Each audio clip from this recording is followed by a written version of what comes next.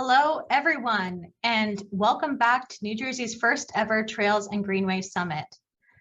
My name is Brandee Chapman, and I am happy to be here with you as State Trails Coordinator at the New Jersey Department of Environmental Protection. Before we get started, please note that the session is being recorded, and after the summit, the recordings of this and all the other sessions will be made available online. This is the last of 3 panel sessions today titled Building Trails for Everyone, Inclusive Trail Planning. In this session, you'll learn that building a trail that is inclusive for all is more involved than just hosting a public meeting. This panel will dive in on best practices on how to create inclusive trails with communities and what it takes to engage in new space. I hope you join us for the rest of our sessions tomorrow. And with that said, I'll now turn it over to our moderator, Justin Dennis. Thanks, Brandee. Hey folks, I'm Justin Dennis, Camden Program Director at the Trust for Public Land, and I'm very excited to be moderating a session on this topic today. Before introducing our panelists, I want to just take a moment to frame today's session. The last 18 months have made clearer than ever that access to our nation's parks and trails are steeped in racism, classism, and ableism. We also know that it takes all of us, private, public, and nonprofit partners, to reimagine what access looks like in community and break through this systemic inequity.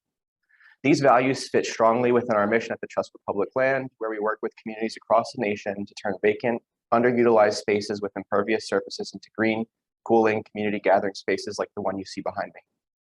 Through our community schoolyards effort, we hope to provide greater access to nature for more than 20 million Americans who currently lack safe and enjoyable green spaces within a 10-minute walk from their home. With that effort, though, we must ask, how do folks in these communities get to these spaces? What encourages people to take ownership of trails and community spaces, and in some cases, even manage and steward them? How do we ensure that the walk to and from these spaces is as safe and enjoyable as the space itself? And last but not least, how can we remain mindful of the potential for green gentrification as these spaces come online? Here to talk about these topics and more, we have 4 incredible panelists that I'll now introduce. Renae Reynolds is the newly appointed ED for Tri-State Transportation Campaign, a nonprofit policy advocacy organization dedicated to mobility, accessibility, and livability in New York, New Jersey, and Connecticut. TSTC uses data and policy analysis along with strategic media outreach to influence decision-making throughout the metropolitan region.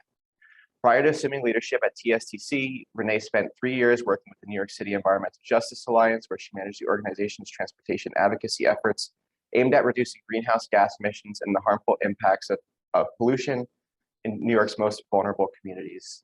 Renae received her master's in theories of urban practice at Parsons School of Design. Kandyce Perry, as director, is responsible for the management and oversight of the Office of Environmental Justice, which informs, advises, and develops guidance on how all state departments and agencies can incorporate environmental justice into the implementation of their statutory and regulatory responsibilities. Kandyce also oversees the convening of the state's EJ Interagency Council and Environmental Justice Advisory Council, and represents the department as a key point of contact for overburdened communities. Kandyce also holds a master's degree in environmental studies from the University of Pennsylvania and a BS in environmental studies from Spelman College. In 2009, Eleanor Horne retired from serving as vice president of the Educational Testing Service Social Investment Fund. In that role, she created strong community and philanthropic presence and developed active and enduring collaborations in the local community with a number of national organizations committed to increasing equity. She is now a full-time community leader, actively engaged in organizations committed to improving education, expanding social justice, and enhancing communities. She is co-president of the Lawrence Hopewell Trail Corporation, a unique public-private partnership to design and build a 22-mile multi-purpose trail connecting Lawrence and Hopewell townships in central Jersey, has chaired boards at the local, regional, and national level, and is currently a trustee of several institutions in the great state of New Jersey. And lastly, Peter Dolan has served on the staff of the New York, New Jersey Trail Conference since 2013 and as trail program manager since 2019. After graduating from Bucknell University and Australia's James Cook University with a degree in field zoology, his love of the outdoors led to a career in trail construction, maintenance, and planning. In his current position, he manages the team of program coordinators, professional trail builders that allow the Trail Conference to execute programs and projects across over 200 land management units and 2,150 trail miles. He is also the direct staff liaison for all long-distance trails, such as the Appalachian Trail, the Long Path, and the Highlands Trail. We will have a short Q&A after the panelist presentations with questions submitted in advance of this session and in the Q&A function at the bottom of your Zoom. I hope you all enjoy this panel, take something away from it, and join us for other sessions that are being offered tomorrow. And with that, I will turn it over to Renae.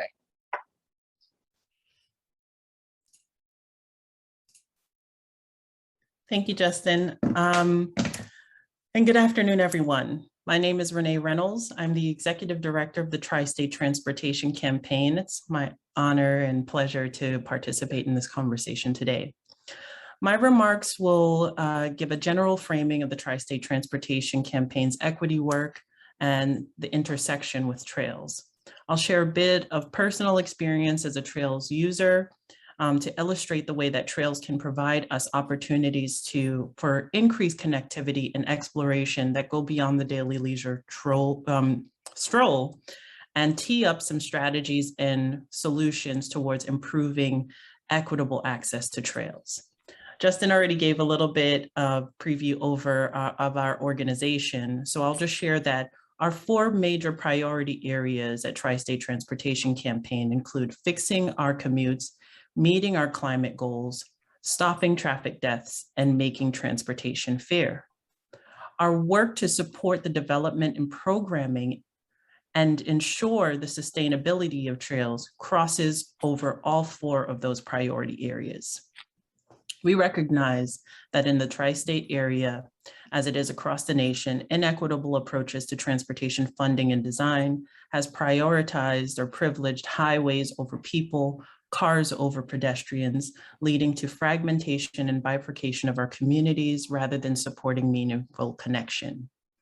And our low-income communities and communities of color bear the brunt of the negative health impacts from inequitable transportation policy, suffering from higher rates of asthma, hospitalization from respiratory illnesses, and premature deaths. And according to the National Institute of Health, asthma caused by air pollution in New Jersey has led to higher medical costs and lost job productivity, estimated at about $450 million annually. And the pandemic has only amplified the vulnerability of our communities, facing higher rates of mortality due to the COVID-19 pandemic. Impacts of inequity in transportation and the resulting poor health outcomes lay bare the importance and the need for more access to open green space. By considering trails as an integral piece of a larger puzzle, we can begin to value trails as more than just a recreational space, but also as a vital physical and social infrastructure to reconnect people to the land and to their surrounding communities. When we understand the intersectionality of these issues, public health, transportation, safety, the economy, undergirded by an environmental justice lens, we can begin to make the case to our policymakers to recognize the importance of developing trails and ensuring equitable access to all people. Trails provide a wealth of benefits in terms of transportation and safety. 1/4 of all car trips are 1 mile or less. Trails have the ability to link neighborhoods to each other, to give children safe routes to school, and to enhance the active transportation network of our community. It is extremely important that we ensure a sense of belonging and that we build trails in consideration of diverse uses as well as users. Trails and multi-use paths provide the most separation from vehicular traffic, creating safe networks to move around. And although people of all ages, races, ethnicities, and incomes suffer the consequences of dangerous street design, some neighborhoods and groups of people bear a larger share of the burden than others. From 2010 to 2019, Black people were struck and killed by drivers at an 82% higher rate than white non-Hispanic Americans. For American Indian and Alaskan Native people, that disparity climbs to 221%. So people walking in low-income neighborhoods are also killed far more often.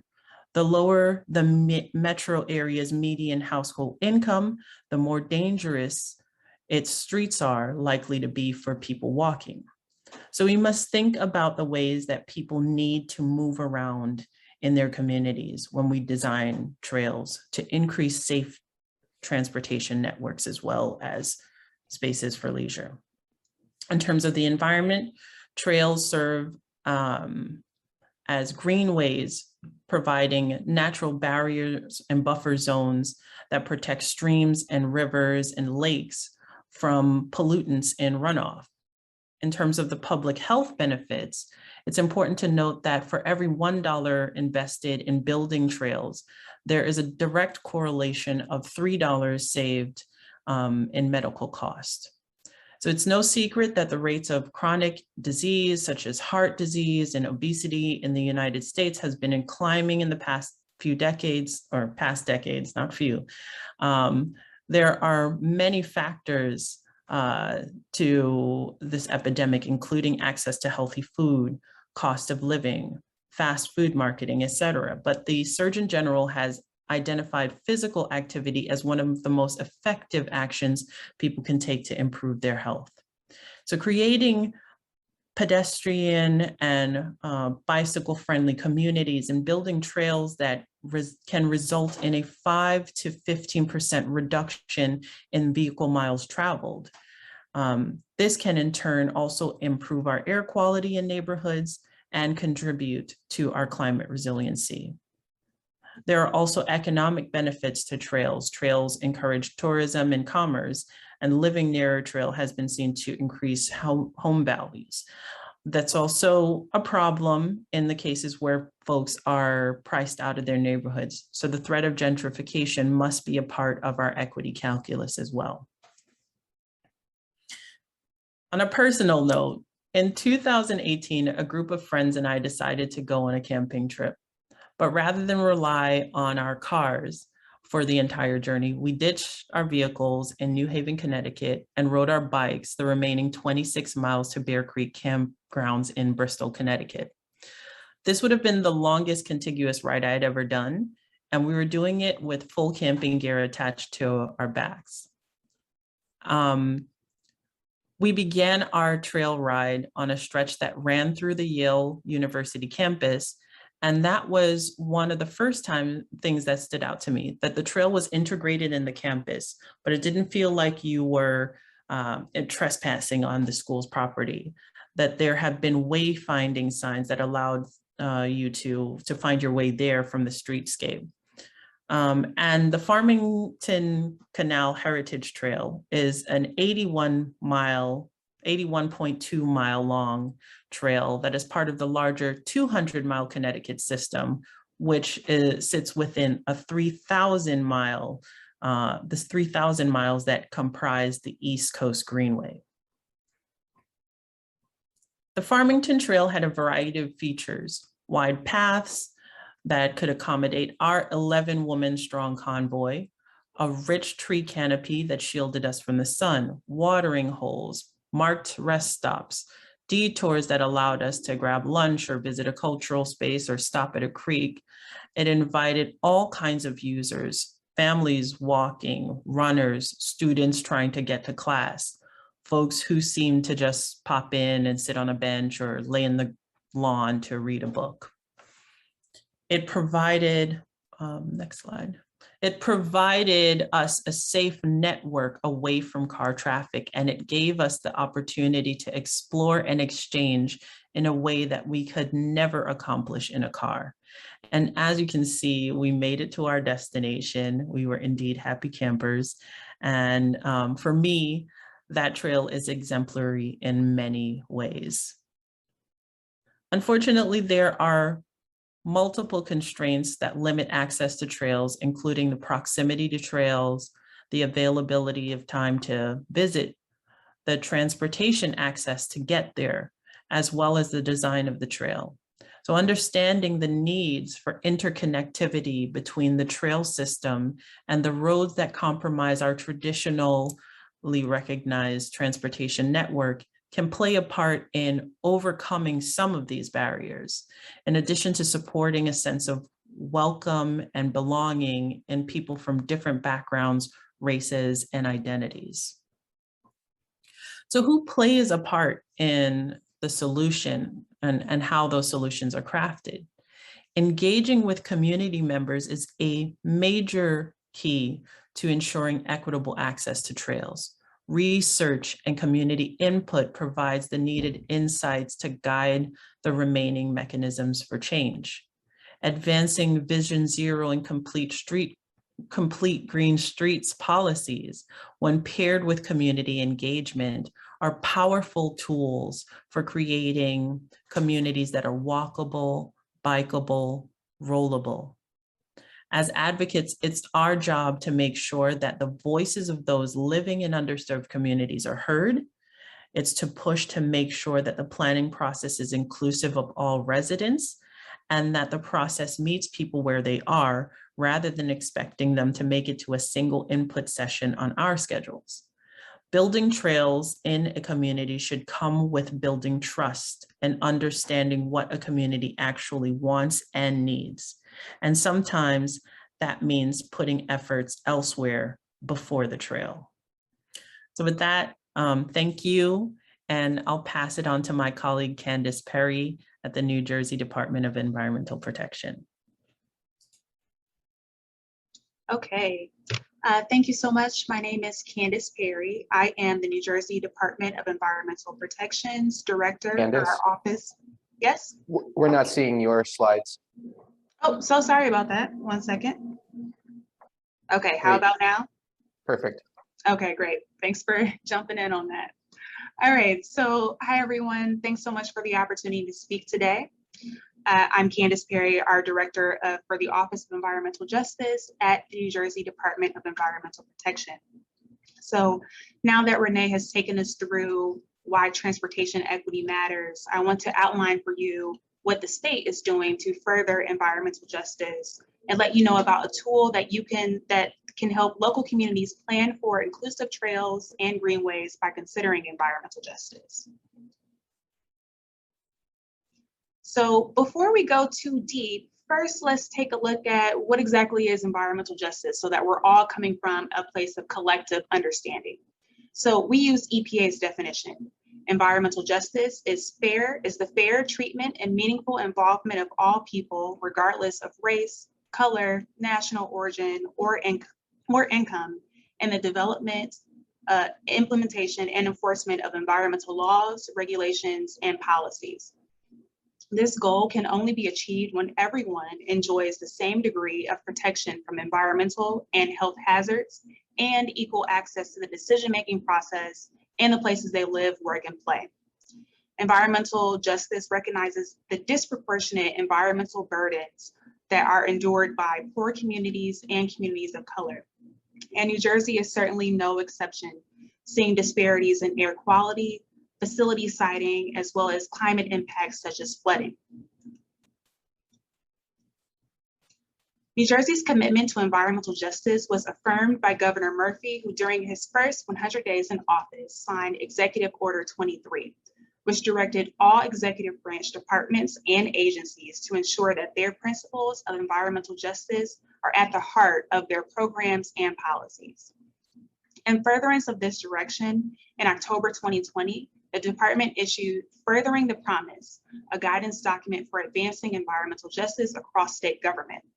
The document provides a path for New Jersey's executive agencies to weave the principles of environmental justice into their core functions, including developing action plans with an interagency council coordinating those efforts.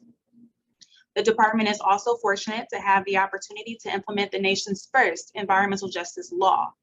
And we aren't here without the work of the bill's sponsor, Senator Troy Singleton, the advocates and others who have dedicated their lives to define and bring these issues to light, as well as members of the business community who recognize that environmental justice is an opportunity to build stronger, healthier communities, and that by doing so, we all benefit. But before we go too further, let's actually talk about what is justice as a distinct difference from equality and equity.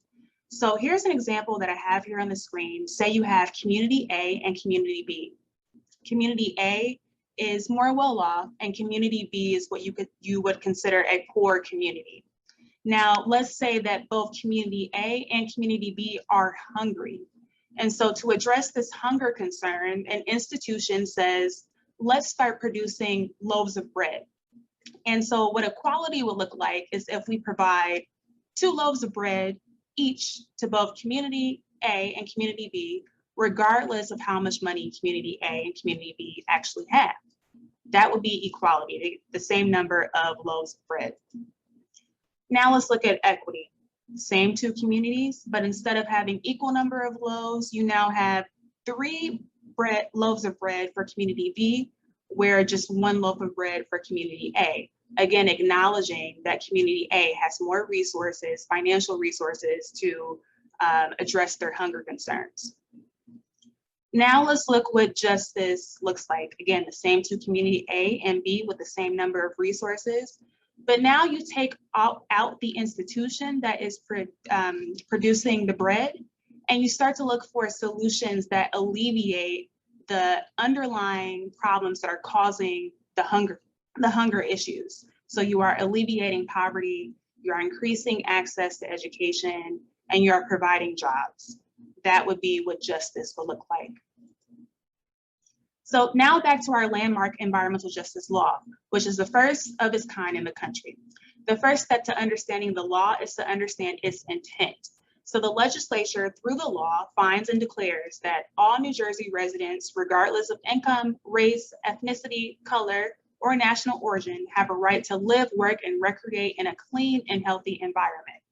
Next, historically, New Jersey's low-income communities and communities of color have been subject to a disproportionately high number of environmental and public health stressors, including pollution from numerous industrial, commercial, governmental facilities located in those communities. The legacy of citing sources of pollution in overburdened communities continues to pose a threat to the health, well-being, and economic success of the state's most vulnerable residents, and that it is past the time for the state to correct these historical injustices. You can see that I've highlighted overburdened communities because we're going to talk about what that definition actually means in just a moment. But to continue on with what the legislature declares in the environmental justice law, no community should bear a disproportionate share of the adverse environmental and public health consequences that accompany the state's economic growth. The state's overburdened communities must have a meaningful opportunity to participate in any decision to allow facilities which, by the nature of that activity, have the potential to increase environmental and public health stressors. We're going to talk about that in a minute as well.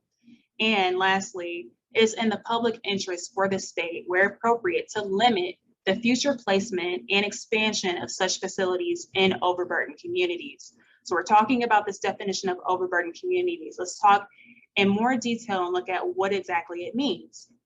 So an overburdened community is defined at the census block group level as one that meets any of the 3 criteria, those being 35% of households are low income, or 40% of households are minority, or 40% of households have limited English proficiency. So again, the focus here being on the word or, which generates the most expansive protections and ensures no communities are left out. And to note, block groups are the smallest geographic unit that the census uses to publish data. So now that we've talked about an overburdened community and what that definition is, how do you determine where overburdened communities are located? So if you go on the DEP's website and then click on overburdened communities, there are a few tools and resources that you'll find. Notably, our interactive mapping tool, which I want to spend a little bit of time walking you through next. So once you click on the mapping tool, this is the window that you will see next. In the upper left-hand corner, you'll see a search box that you'll notice resembles Google Maps. And you can use it just like Google Maps, where you can just type in an address or a municipality, like the example shows here. So we've put in our state capital, Trenton.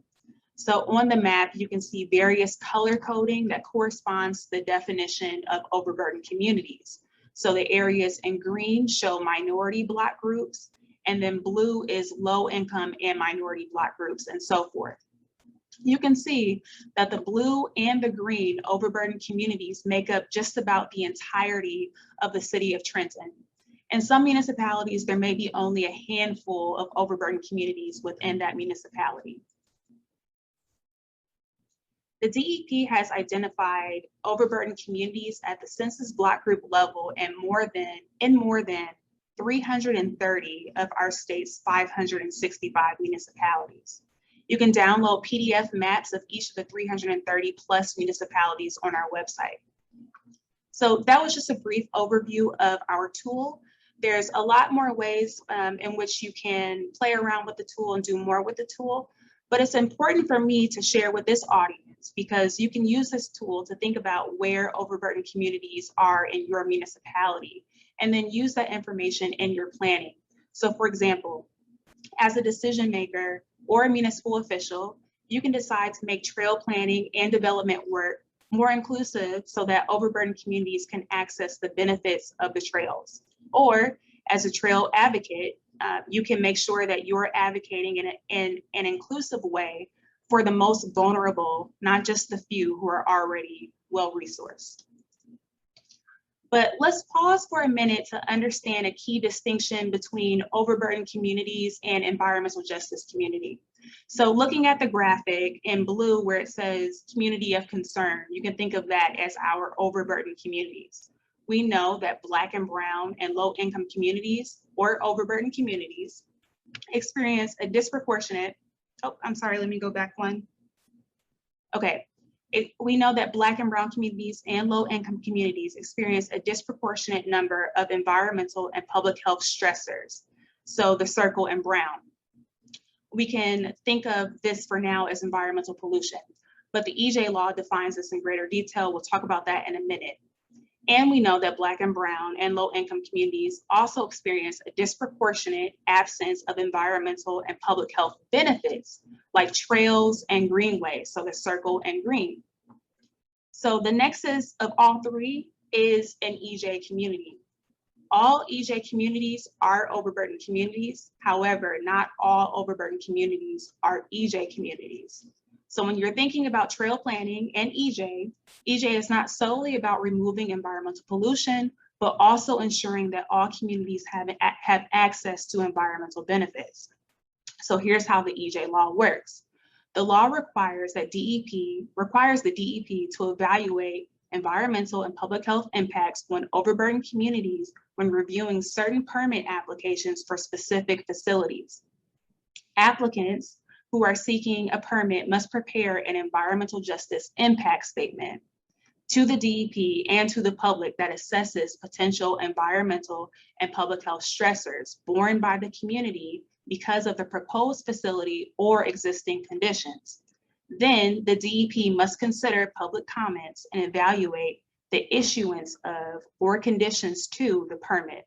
A permit can be denied if a new facility could cause or contribute to stressors that are higher on overburdened communities rather than others. So where is the EJ law applicable?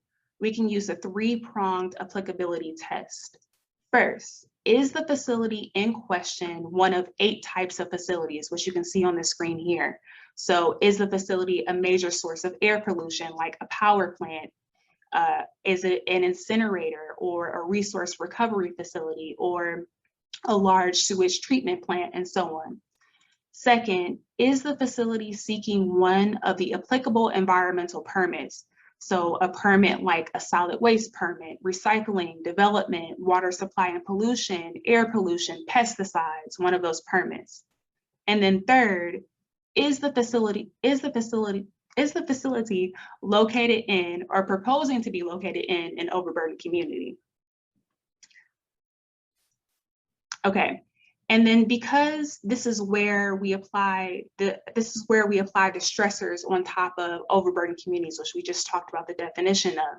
So once we determine the applicability for a particular project, The law then requires an analysis of the environmental and public health stressors. Now, again, when we add those stressors on top of an overburdened community, that's where we get our EJ communities. So some of the stressors are concentrated areas of air pollution, mobile sources of air pollution, contaminated sites, recycling facilities, and solid waste facilities, and so on. This is just a brief list of about 5, but there are more than 30 environmental and public health stressors that the DEP will consider in its analysis for permitting or denying a permit for a facility.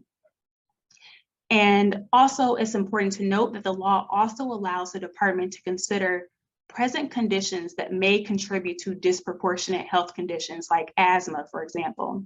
So things like the age of housing stock or lead service lines or ambient air monitoring or the proximity to highways are some examples. So lastly, let's wrap up and talk about next steps for the department. So DEP is currently developing our EJ regulations to implement the law that we talked about today. The regulations will be coming out very soon. Also, we are updating our EJ mapping tool to illustrate where and to what extent overburdened communities experience stressors. So all of the stressors that we talked about today and our mapping tool that we looked at today, those two will be combined into a future mapping tool where you can type in your address and see, are you in an overburdened community, and what type of environmental pollution is your community experiencing? Next, the DEP is assessing how internal functions are conducted to ensure that every activity that the department engages in does not further perpetuate injustices. So it's not just about rulemaking. The DEP is taking an internal look at ourselves, at all of our functions, from planning to funding to communications, to ensure that we are incorporating environmental justice. And my office is currently drafting a report that outlines just that. Third, the DEP is facilitating a council of all executive branch departments and agencies to amend the way the entire state functions to achieve environmental justice. So it's not just about rulemaking, it's not just about DEP, but it's about all of our sister agencies working in concert to achieve environmental justice. And lastly, we are engaging with environmental justice communities to remove barriers to accessing resources so that those communities are better informed, heard, and able to advocate for themselves and for justice locally. So that is all that I have for you here today. And thanks so much for your time. Thanks for listening. My contact information is on the slide. And at this time, I will pass it over to Eleanor. Eleanor, if you're speaking, please unmute yourself. So sorry. No worries. Thank you, Kandyce, and good afternoon, everyone. And Eleanor, you need to turn on your video too. Please hit start video. Okay. Okay. Awesome, thank you. Okay. The Circuit Trails Network is an interconnected, multi-purpose trail extending from the Pennsylvania-Delaware border to central New Jersey, with the Lawrence-Hopewell Trail as the northernmost point in our state. It extends to the Jersey Shore to the east and to the Appalachian Trail to the west. 350 of the planned 800 miles of trail have been completed. Now, the organizational arm of the network is the Circuit Trails Coalition, which has a very active justice, diversity, equity, and inclusion task force, of which I am a member. Among our tasks among our first task was to encourage trail planners to embrace the principles included in the Inclusionary Trails Planning Toolkit, which was developed by the Pennsylvania Environmental Council with support from the William Penn Foundation. It is an excellent resource, especially for those who are getting started with building a trail. However, many of us are working with trails that were developed long before DEI was a consideration. We are faced with retrofitting our DEI efforts to what already exists. It is not ideal, but it certainly is the reality. It did not take long for the Jedi Task Force to realize that we knew very little about the people we wanted to attract to the trails and why people of color who live near trails may not be using them. We had opinions about that, but not knowledge. In a study funded by the William Penn Foundation and conducted by Opinion Works, we selected 4 communities in which a circuit trail runs through an under-resourced community. There was at least one community stakeholder interested in using the trail to advance community objectives, and there was demographic diversity. Now, there were 4 parts to our study. First was the community stakeholder meetings. The insights we gained by talking to leaders in the community helped shape the questions used in the other parts of the study and in interpreting the results. There was the intercept surveys of trail users. There was a survey of residents in the neighborhoods surrounding the trails within 10 blocks of the trail, and there were focus groups of residents of color. Now, we have tons of data from the 4 parts of the study and on each of the 4 communities in the study, but given the time today, I can only discuss a few top-line findings. I urge you to read the reports. In studying the needs, interests, and barriers for people living near a trail. And by the way, the communities were Trenton, Camden, Norristown, and Copps Creek. In studying the needs, interests, and barriers for people living near a trail, we found that there were 3 very different archetypes that we call the besieged, the juggling, and the empowered. We recommend different strategies to reach and appeal to each of these groups. Many in the study have limited time. Many see the trail as a threat to their safety. Some of the respondents were very angry that they no longer felt welcome in their communities because of gentrification, and trails contributed to that. But those in the empowered group did not share this feeling of not being welcomed. Another example of differences among the archetypes. We found that while we as managers brag about the increased use of trails during the pandemic, many in the study communities were spending less time outside because of concerns about the pandemic. Despite concerns about safety, most of the respondents wanted to be outside more. They find it rejuvenating, soothing, centering, peaceful, and refreshing. We heard those words repeatedly in the focus groups. Now, we were disappointed to learn that fewer than 2/3 of the respondents were aware that there's a trail close to where they live. Mentioning the name of the trail increased awareness, but not by much. The intercept study data showed significant differences by location in the percentage of people. Can you add the, I'll just do this, in the percentage of people of color on the trail. We believe that the higher participation of people of color in Camden and Trenton results from the trail proximity to residences. We learned that most respondents are more interested in walking.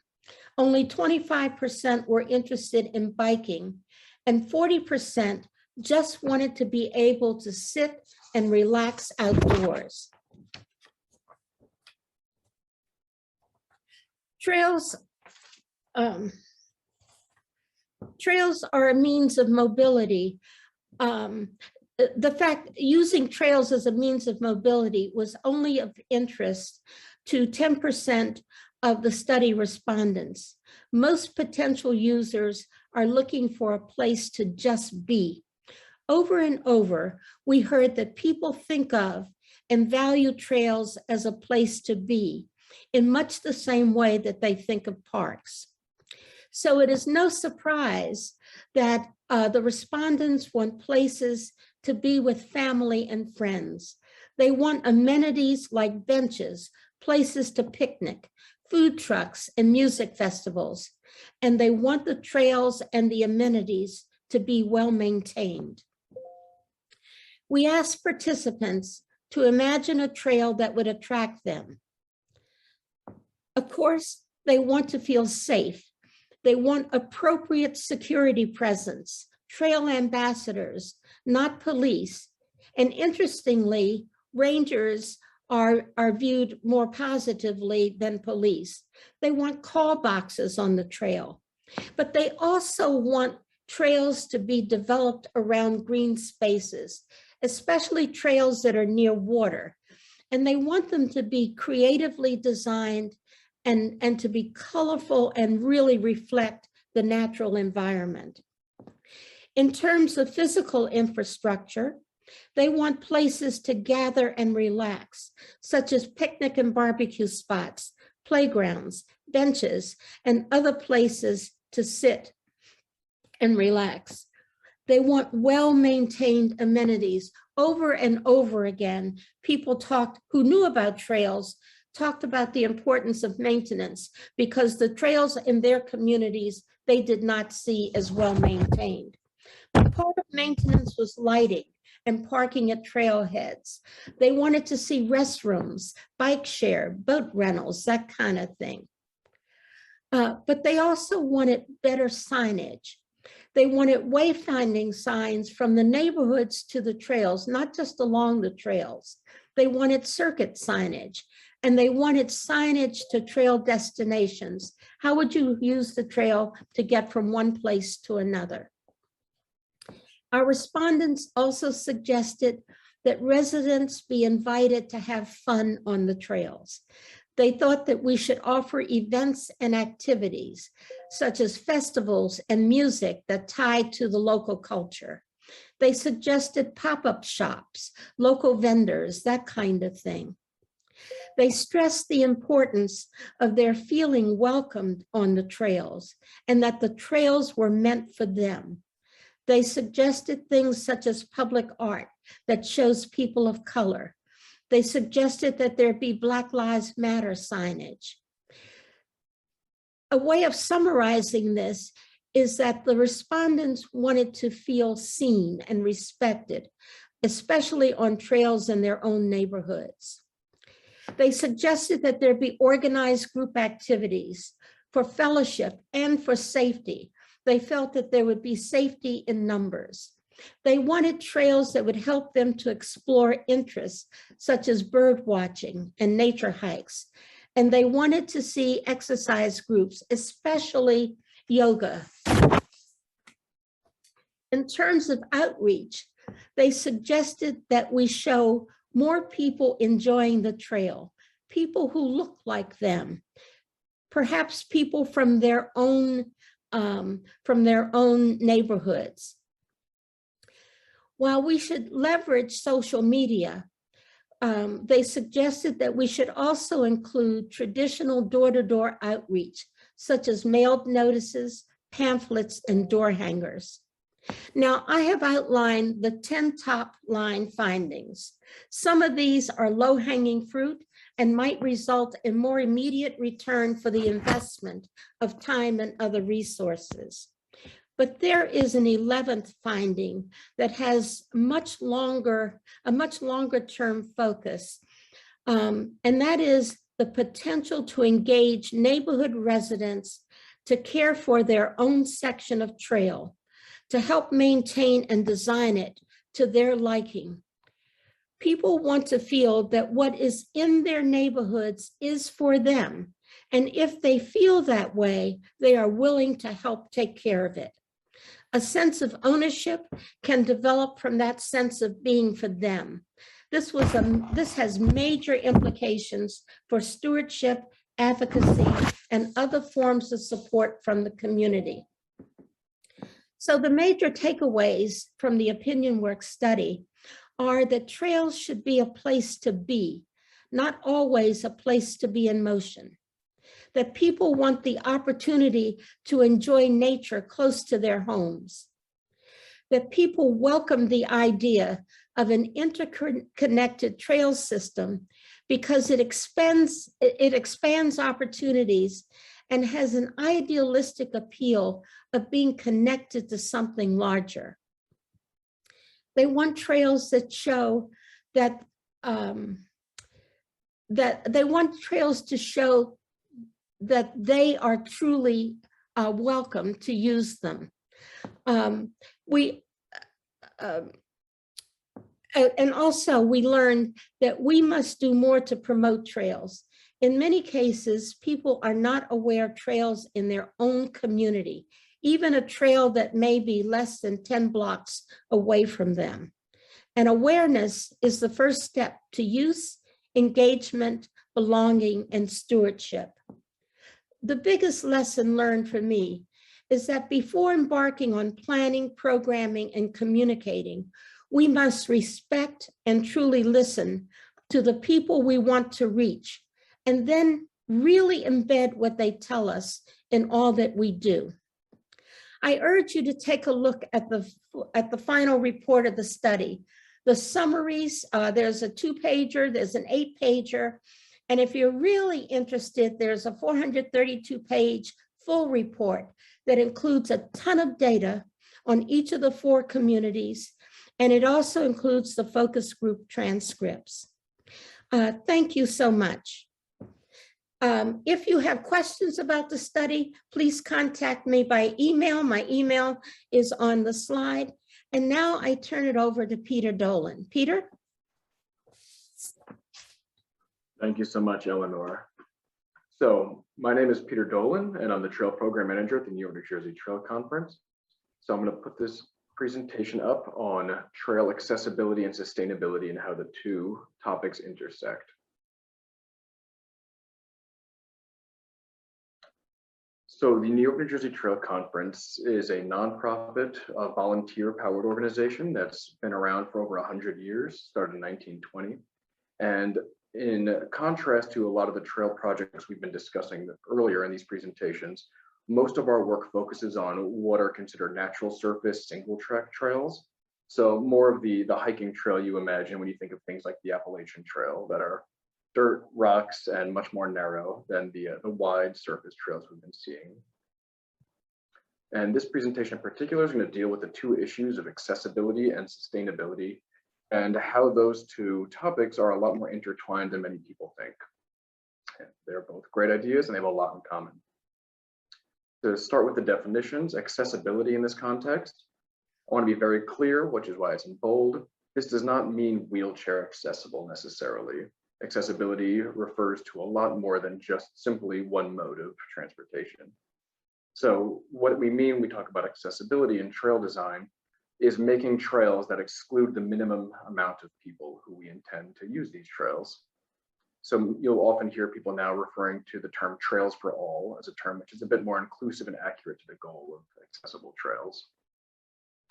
When we think of trails and look at them through the lens of accessibility, we look at each object along the trail as an aspect or structure that could potentially filter people out and keep them from proceeding along the path. In some cases, these filters are intentional and they're actually helpful in trail management.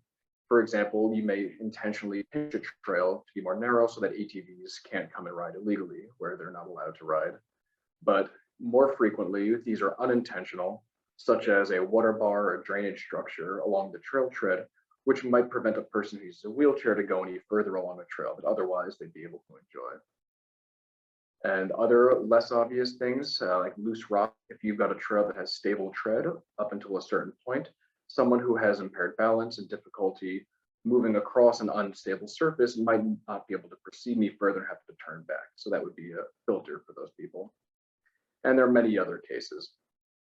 So the idea here is when we look at a trail from an accessibility standpoint, we're looking at how we can maximize accessibility by the target demographic. Who do we want using that trail and how can we remove as many barriers as possible?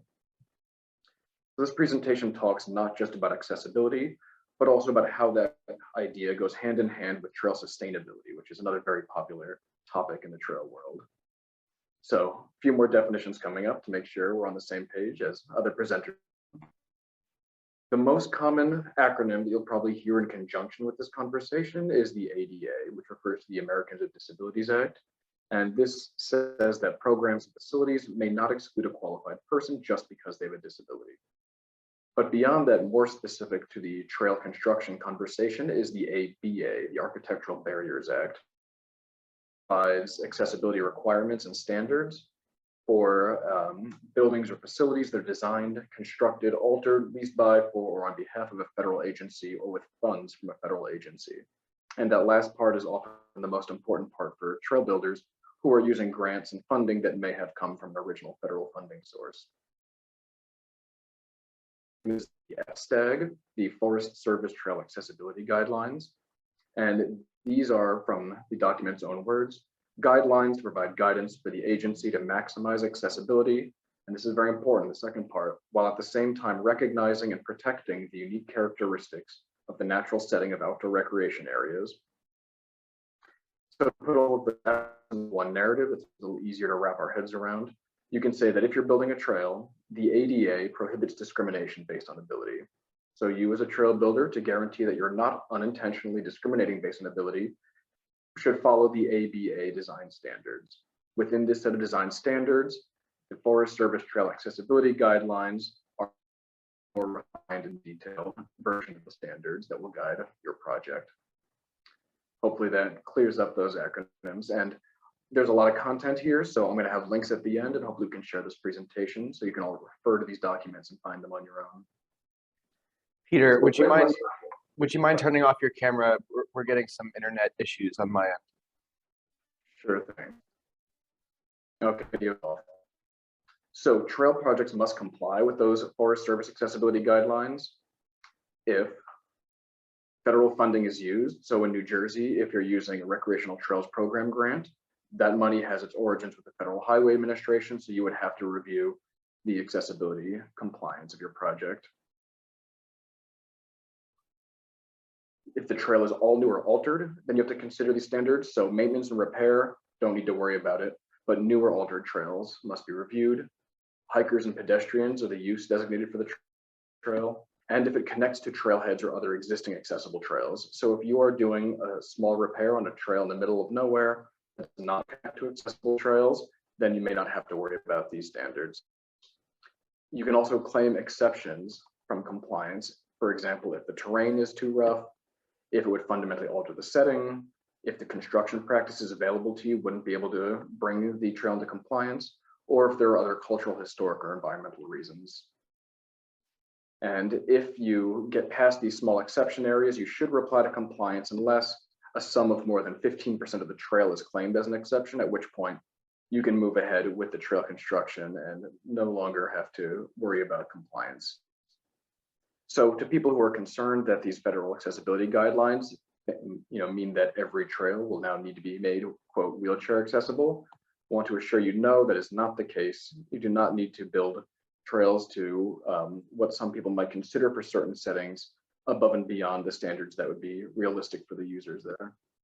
And compliance, these are some examples of instances where compliance might not be feasible, but shallow soils, the picture on the left is pure bedrock, be very difficult to bring that into compliance with standards. On the right, you may have a sensitive wetland where accessibility structures and building a trail to that standard wouldn't be permissible for environmental reasons. You may have historic structures or a setting like the one on the left or on the right, where the nature of the stones there is what gives the setting its character, and to bring the trail into compliance would mean removing what makes it special. So again, just to address that misconception about the topic of accessible trails, people often think they must be large and paved and that they're going to lack the character of traditional footpaths, and that is not the case. So we are now going to look at sustainability and see how that idea intersects with accessibility. Sustainability is the idea of building trails that can hold up to the expected traffic and environmental conditions. And this is always a great thing to consider in all trail projects, so you can minimize your reconstruction and maintenance efforts, minimize the environmental impact of the project, and maximize the quality of experience for the user.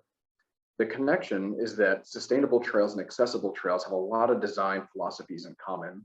And when you move towards one, you're often going to wind up embracing the other as well. So they go together very nicely.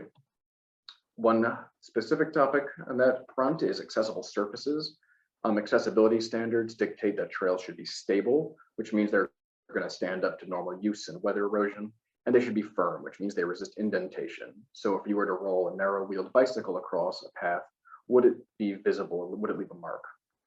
That also means, if they're firm and stable, that you're going to have minimal compaction, displacement, and erosion as visitors use the trail, which means that it's going to stay in good shape. So it's a sustainable best practice as well. Cross slope is one of the most important things when designing a trail, to ensure that water flows across and over the trail. So you can see arrow A in this image shows the cross slope of a trail. Accessibility standards require this to be up to 5%, but not to exceed that. And the grades shown by arrow B, if you are walking down a trail, this determines how steep the trail is. Most people assume that for accessible standards, a trail cannot exceed 5%, and that's the limit. And that is, it's actually a lot more flexible than most people realize. So 5% can be up to any distance along a trail, but you can actually go up to 8 1/3% for up to 200 feet and still comply with these accessibility guidelines. You can even go beyond that to a 10% grade for up to 30 feet. And this blows the minds of some people who think they know about accessible trails. You can actually go up to a 12% grade for short stretches of 10 feet or less. So as long as the entirety of your trail, no more than 30% of the length, exceeds that 8 1/3, you do have a lot of layout and design flexibility while still conforming to those accessibility standards. Now, the way that ties into sustainability, we have what's called the half rule in trail building. And this simply states that when you lay out a trail, the grade shown here in the black lines should never be more than half the fall line. The fall line is the steepest portion of the slope. So if I'm on a hill and the fall line from top to bottom of the hill is a 14% grade, my trail should cross that at no more than 7%. That'll ensure that water doesn't flow down the trail and cause erosion or rutting. And the great thing is that following those accessible guidelines laid out earlier will almost always help you follow this rule as well. And if you're compliant with one, you're much more likely to be compliant with the other.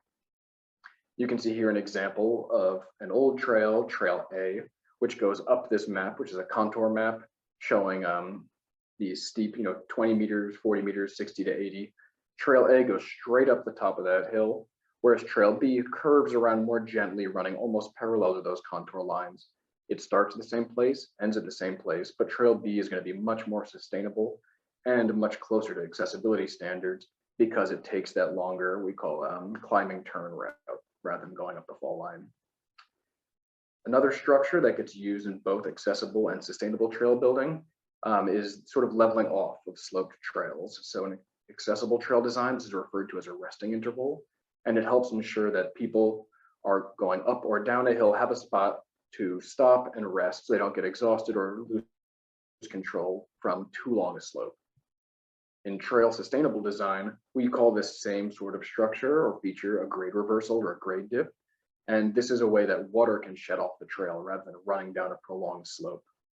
By shedding water off the trail, it prevents the trail from rutting out. And again, a common design feature between both accessible and sustainable trail design. So more and more, the deeper we look in accessible and sustainable trail design, we find that there are a lot of common sense best practices that align between the two standards. So in short, accessibility and sustainability often go hand in hand. Even if it's not required, so if there are no federal funds involved, if you're not on a federal property, we still highly recommend examining any trail project you consider through the lens of those Forest Service trail accessibility guidelines, because they're a great way to ensure that your trail is going to be both sustainably built and at the same time accessible to as many visitors as possible.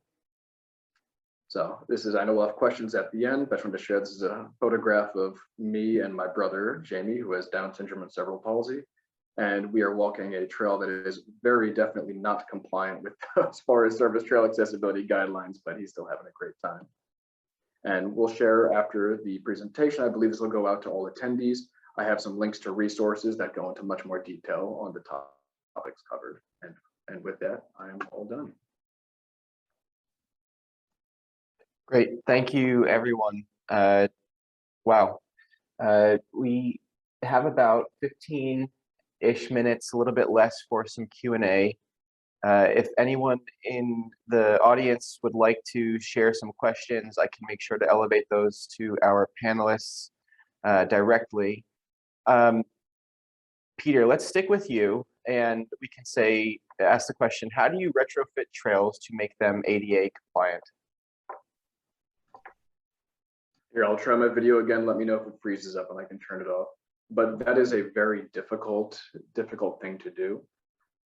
Typically, it involves having to reroute trails entirely. Most of the issues for accessible and sustainable trails both come from poor layout and design. And we've inherited a legacy of trails that were often built on old logging roads or that followed old stream beds. They're just about the most nightmarish situations possible from sustainability and accessibility standpoints. So the key is typically from an environmental and permitting perspective to get the permission and to go through the process to have the trails relocated off their existing routes and to follow much more gradual curved climbing slopes to get to their destinations. Thank you, Peter. Is there a listing, and this is for the entire panel, of accessible trails that are usable by people with disabilities, including location, length, challenge level, surface material, or any kind of accessible signage, such as Braille?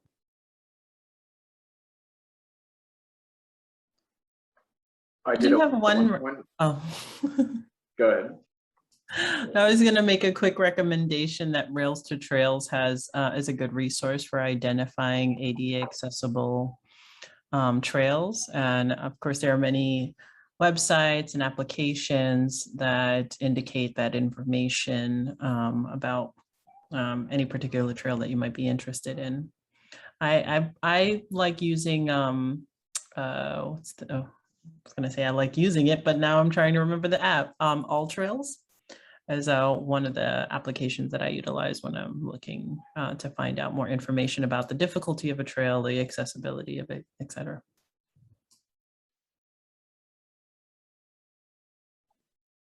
Peter, do you want to follow up as well, or is that sufficient?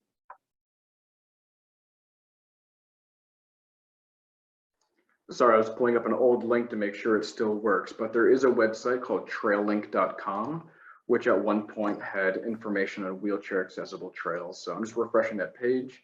It appears to still be in existence. I'm going to share that link in the chat if you don't mind, Justin. Great, that would be awesome. Renae, if you have any links that you would like to share to the chat also. And as an FYI to everyone participating in the audience, tomorrow's Mapping NJ Trail session will include information about ADA accessible trails. So please tune in if you're interested in this type of topic.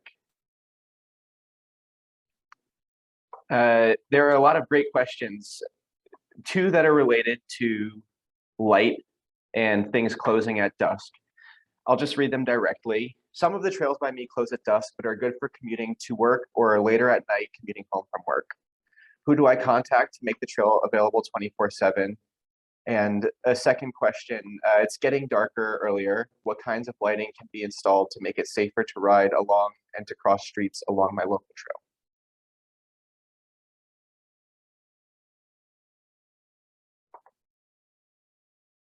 Does anyone want to field that?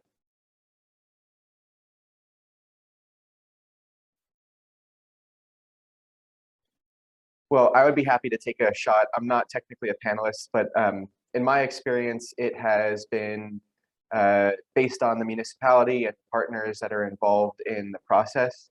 I would encourage whomever asks that question, if you're interested, to connect with your local environmental organizations to see what type of work they're already doing in this way. There's a lot of work currently underway in the state of New Jersey to map safe corridors, to map lighting, because there's been a strong recognition in the last couple of years that this is such a barrier for use. So I know that might not be the best answer possible, and I would encourage anyone who has additional information to put it in the chat so that this can be shared out to everyone. But that would be where I would personally start, just based on my experiences.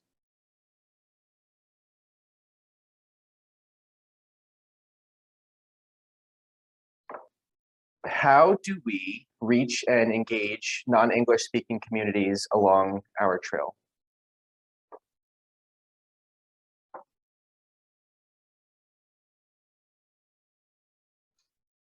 I can recommend one thing that the Trail Conference has done in several locations, especially areas like Breakneck Ridge and Bear Mountain, which are both in New York State, but they're very frequently accessed by people from New York City, and that's one of the reasons they get such high use. But we employ trail stewards at these locations, and we specifically seek to hire people who are bilingual or multilingual, just to provide faces and voices that are, that are able to communicate with the people coming from the communities to these new trails. So the Trail Steward program has really been pretty groundbreaking in terms of communicating the best practices and to people who might be having their first trail experience and making them feel welcome at the trailhead. Trail Steward programs are worth exploring, and they're growing in popularity, not just here, but across the country. Peter, if you have any recommendations with best practices or other examples that you could share in the chat, please feel free. I have another follow-up in the chat that the State Park Service Trail Tracker app does indicate ADA compliance. So that's another resource that folks can look to for that type of information. Peter, just wanted to share that I actually did Bull Hill just a few weeks back. I wanted to do Breakneck Ridge, but then it was raining, and I did a little bit of research when getting up to the trail and realized it was a little bit more challenging than I had expected. So just shouting out Bull Hill, as well as the Lawrence Hopewell Trail. We did an all-staff outing recently as the new executive director of Tri-State. I thought it was really important to see some of the landscapes that we have been engaged in and talking about. So also wanted to shout out Eleanor for her tremendous work on that section of trails. Thank you. Renae, before you mute, I have a question that might be best directed to you, but feel free, anyone, to answer. Has noise ever been considered as a public health stressor, since high noise levels and decibels can lead to physical and mental impacts? Oh my gosh, I guess the short answer is yes, that noise pollution is definitely a health stressor, but I would definitely leave it to Kandyce to talk a little bit more in depth about that, because I saw you unmute. Yeah. Yeah, thanks, Renae. I actually just put this answer in the chat. So the answer is yes, to a certain extent. So noise is usually a subjective type of stressor for which there aren't sound data sources from the census or from the CDC, for example. So we're using stressor proxies like the presence of warehouses and truck traffic to represent noise. So that is being factored into and incorporated into our analysis, just through a proxy.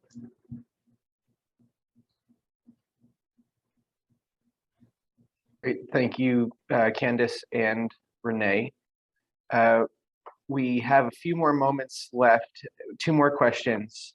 Worsening climate conditions have caused serious erosion and damage to our existing greenways.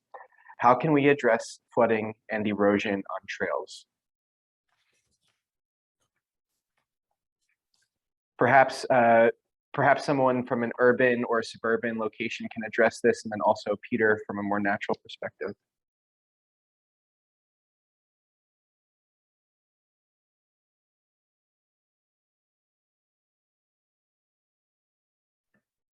So I think obviously regular maintenance of trails is extremely important to understanding, what the conditions are, what the impacts are after a rainstorm. And as the question poses, these extreme weather events are increasing in frequency. So I think local stewardship of trails is an extremely important component of understanding what the conditions are on a trail on a regular basis, as well as what the maintenance needs are. And of course, increased funding and continued research and design interventions to improve the performance and sustainability or resiliency of trails is extremely important. So just determining, Peter can obviously talk a little bit more about the geographic choices around designing a trail. But I think that's also really important to understand, like where trails are appropriately built, or what other design features need to be incorporated to make it a resilient trail. One of the design features that we always consider at the trail conference when we are building or agreeing to adopt a trail indoor network is what's the maintenance plan and who's doing that work. And our organization, as I mentioned, is a volunteer-based organization. So the way that we implement stewardship and maintenance is through adoption of trail segments by members of the public, ideally by people who are local, people who are users of the trail, and who fill out minimum biannual reports, having walked their section and reporting back any issues. And this allows us to leverage a relatively small staff. We have one program coordinator dedicated to New Jersey, but we maintain over 750 miles of trail, which are volunteer involvement hours leveraged by that one staff person. So over the course of each year, give or take, we have about 100,000 hours of volunteer engagement, and most of that goes towards trail inspection and maintenance. And also, just to chime in on that, a really good best practice to consider, especially for urban trails, is green infrastructure. So this is a design technique where you're allowing water that falls from the sky to infiltrate or to soak into the ground through vegetated or permeable practices that allows the water to go into the ground instead of running off of hard surfaces like sidewalks and concrete and asphalt. So there are ways to incorporate that, green infrastructure techniques into trails.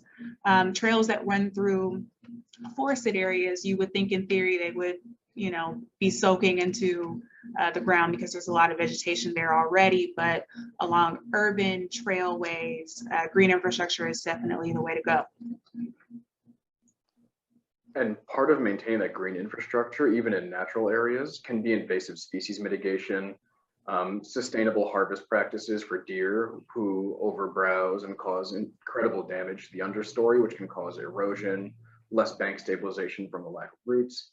So different settings, front country and back country, that sort of maintenance of green infrastructure might look different, but for a lot of our parks and forests, the management of invasive species can result in more sustainable trails in the long run.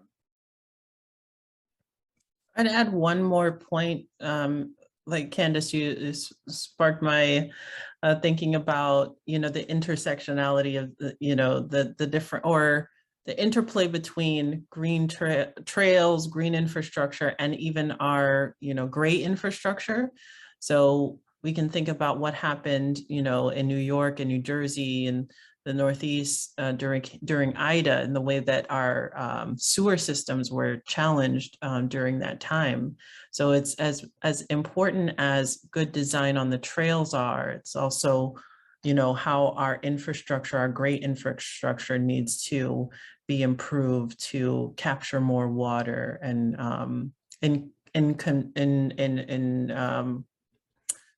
in addition to how green infrastructure supplements like additional runoff. Great, thank you all so much. Eleanor, I did see your camera go off during that question. Did you want to respond? You're muted, Eleanor.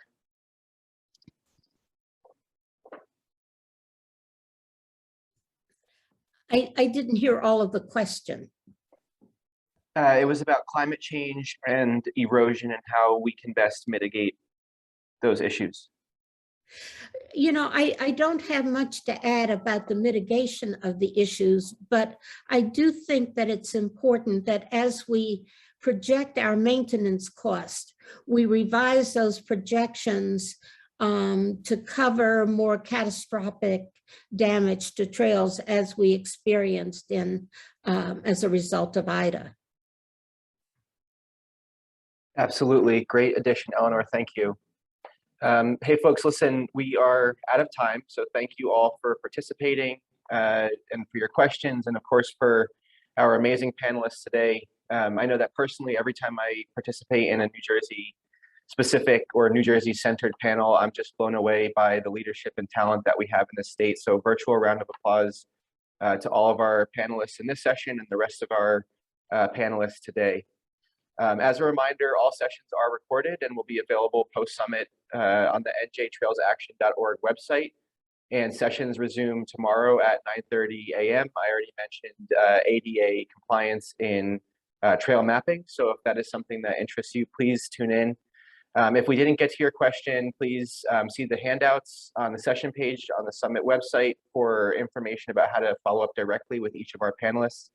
And please, if you all can, before signing out for the day, I know we've run over by about a minute, but when this session ends, you will be prompted to take a short survey. We appreciate you taking the time to do this and look forward to your responses. It will be very informative and helpful for us as we plan future trail summits. With that, I hope you all have an enjoyable rest of your afternoon, depending on where you're calling in from. And we look forward to seeing you tomorrow.